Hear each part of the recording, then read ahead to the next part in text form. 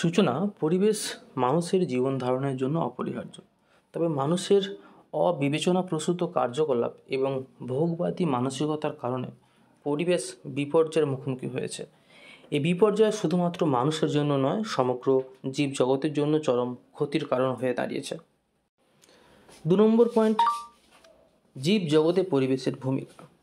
পরিবেশ জীবনের মূল ভিত্তি। এটি আমাদের বিশুদ্ধ বাতাস, খাবার এবং জল সরবরাহ করে।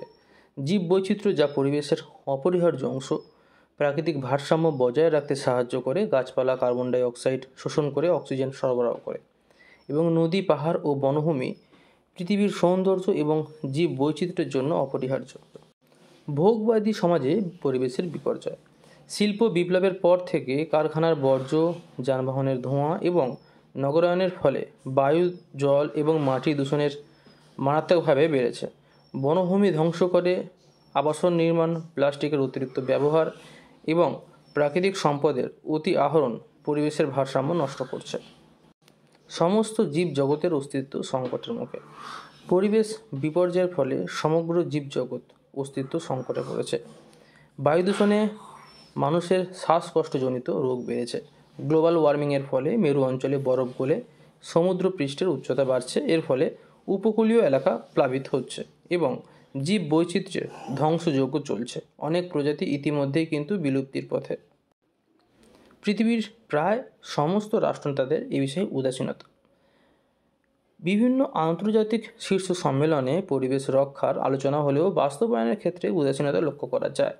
উন্নত দেশগুলো শিল্পোন্নয়নের নামে পরিবেশের ক্ষতি করে চলেছে। উন্নয়নশীল দেশগুলোও কিন্তু সেই একই পথে হাঁটছে।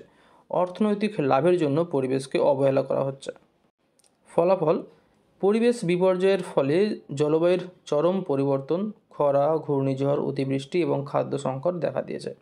মানুষের স্বাস্থ্যহানি, কৃষিক্ষেত্রে ক্ষতি এবং প্রাকৃতিক দুর্যোগের প্রাবল্য বিশ্বব্যাপী মানব জীবনে সংকট সৃষ্টি করেছে।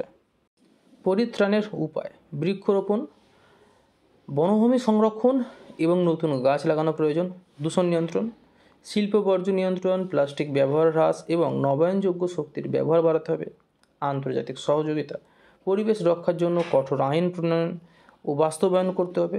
সচেতনতা বৃদ্ধি, স্কুল এবং গণমাধ্যম, কলেজ সহ বিভিন্ন জায়গাতে পরিবেশ সচেতনতা বাড়ানো দরকার।